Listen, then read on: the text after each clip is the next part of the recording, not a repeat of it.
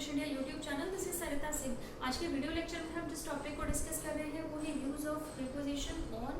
On का use किसी भी सेंटेंस में जब हम एज अ प्रीपोजिशन करते हैं तो वो कौन सी ऐसी बातें हैं जो हमें ध्यान में रखनी चाहिए और वो कौन सी ऐसी बातें हैं जब हम प्रीपोजिशन ऑन का यूज किसी भी सेंटेंस में करते हैं। तो सबसे पहले हम ये समझते हैं कि जो प्रीपोजिशन ऑन है इसका यूज सेंटेंस में दो तरह से होता है। जब हम प्रीपोजिशन ऑफ टाइम की बात करते हैं तो वहाँ पर भी हम ऑन का यूज़ करते हैं। जब हम प्रीपोजिशन ऑफ प्लेस की बात करते हैं मतलब जगह या लोकेशन की बात करते हैं तो वहाँ पर भी हम प्रीपोजिशन ऑन का यूज़ करते हैं। तो सबसे पहले हम ऑन प्रीपोजिशन का use as a preposition of time के सेंस में समझेंगे कि जब हमें टाइम शो करना होता है किसी भी सेंटेंस में तो वहाँ पर वो कौन से ऐसे रूल्स हैं या वो कौन सी ऐसी बातें हैं जहाँ पर हम प्रीपोजिशन ऑन का यूज़ करते हैं। तो हम प्रीपोजिशन ऑन का यूज़ प्रीपोजिशन ऑफ टाइम के अकॉर्डिंग तब करते हैं जब हमें किसी स्पेसिफिक डे के बारे में बताना होता है, डेट के बारे में बताना होता है, कोई ईयरली इवेंट होता है जो एनुअल कोई फंक्शन अगर हो रहा है उसके बारे में हम बताते हैं। बर्थडेज या एनिवर्सरी को जब हमें शो करना होता है, बताना होता है किसी भी सेंटेंस में, प्रीपोजिशन ऑन का यूज़ होता है प्रीपोजिशन ऑफ टाइम के सेंस में। हॉलीडेज बताने होते हैं, फेस्टिवल बताने होते हैं जो सिर्फ वन डे लॉन्ग होते हैं, मतलब कोई फेस्टिवल अगर सिर्फ वन डे का है तो उसको बताने के लिए हम प्रीपोजिशन ऑन का यूज़ करते हैं। एग्जांपल है जैसे कि I have French classes on Friday. तो यहाँ पर फ्राइडे एक स्पेसिफिक डे है जब हमने ये बताया है कि जो फ्रेंच क्लासेस है वो है ऑन फ्राइडे को, मतलब फ्राइडे को होगी। तो जब हमने एक डे बता दिया है कि इस डे पे होगी तो वहाँ पर हम प्रीपोजिशन ऑन का यूज़ कर रहे हैं। सेकेंड एग्जाम्पल है I was born on April 28। तो यहाँ पर भी एक स्पेसिफिक डे बताई है बर्थ की कि I was born on 28 of April. तो ऑन का यूज जब हमने किसी स्पेसिफिक डेट को बताया है वहाँ पर हम प्रीपोजिशन ऑन का यूज करेंगे प्रीपोजिशन ऑफ टाइम के सेंस में। लास्ट एग्जाम्पल है we have a special assembly in school on Independence Day. तो यहाँ पर भी जो स्पेशल असेंबली हो रही है स्कूल में वो एक स्पेसिफिक डे पर हो रही है और वो है इंडिपेंडेंस डे। तो यहाँ पर हमने ऑन का यूज़ करा है as a preposition of time के सेंस में। जब हमें कोई स्पेसिफिक डेट कोई ईयरली इवेंट, किसी का बर्थडे, किसी की एनिवर्सरी को जब हमें बताना होता है किसी भी सेंटेंस में तो हम प्रीपोजिशन ऑन का यूज़ करते हैं।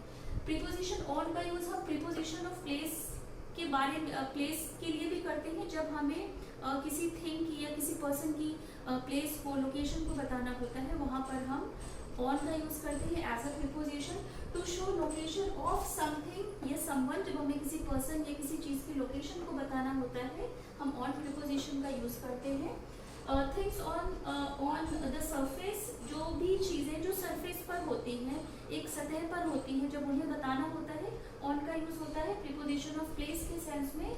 माउंटेन्स को जब हमें बताना होता है, उनके बारे में कोई बात करनी होती है, रिवर्स हो गए, लेक्स हो गए, या रोड के बारे में जब हम बात करते हैं कोई स्पेसिफिक रोड होती है जैसे कि एनजी रोड है या जीटी रोड है या टैगोर रोड है, जब इन सब को हमें बताना होता है एक लोकेशन के बारे में हम बताते हैं तो ऑन का यूज़ होता है। फ्लोर ऑफ अ बिल्डिंग, जब किसी बिल्डिंग के भी किसी फ्लोर के बारे में हम बताते हैं कि हाँ मैं बिल्डिंग के इस फ्लोर पे रहता हूँ तो वहाँ पर भी हम ऑन का यूज़ करते हैं प्रीपोजिशन ऑफ प्लेस के सेंस में करते हैं। जब हम किसी सरफेस एरिया की बात करते हैं, सरफेस पे होने की जब हम बात करते हैं, सरफेस के ऊपर होने की जब हम बात करते हैं तो हम प्रीपोजिशन ऑन का यूज़ करेंगे प्रीपोजिशन ऑफ प्लेस के सेंस में। प्लैनेट्स को भी जब हम बताना होता है तो प्लैनेट्स के लिए भी हम प्रीपोजिशन ऑन का यूज़ करते हैं to show that something is attached to someone physical contact. तो जब हम किसी भी थिंग का जब फिजिकल कॉन्टैक्ट बताते हैं किसी सरफेस पे तो वहाँ पर प्रीपोजिशन ऑन का यूज़ होता है। एग्जाम्पल है there is a book on the table. तो यहाँ पर जो बुक है उसकी लोकेशन बताई गई है, बुक की लोकेशन है टेबल के ऊपर, मतलब टेबल का जो सरफेस है उससे उसका फिजिकल कॉन्टैक्ट है, बुक है वो टेबल से फिजिकल कॉन्टैक्ट में है, उससे टच है। तो जब हम सरफेस के ऊपर की चीज़ों की बात करते हैं, सरफेस पे होने की बात करते हैं, प्रीपोजिशन ऑन का यूज़ होगा। बुक भी यहाँ पर नाउन है, टेबल भी यहाँ पर नाउन है। प्रीपोजिशन का काम होता है सेंटेंस में नाउन या प्रोनाउन की लोकेशन को बताने का, या नाउन और प्रोनाउन का रिलेशन सेंटेंस में क्या है इसको बताने के लिए हम प्रीपोजिशन का यूज़ करते हैं। I live on the first floor. तो यहाँ पर भी जो रहने की बात आ रही है कि जो पर्सन रहता है वो फर्स्ट फ्लोर के ऊपर रहता है।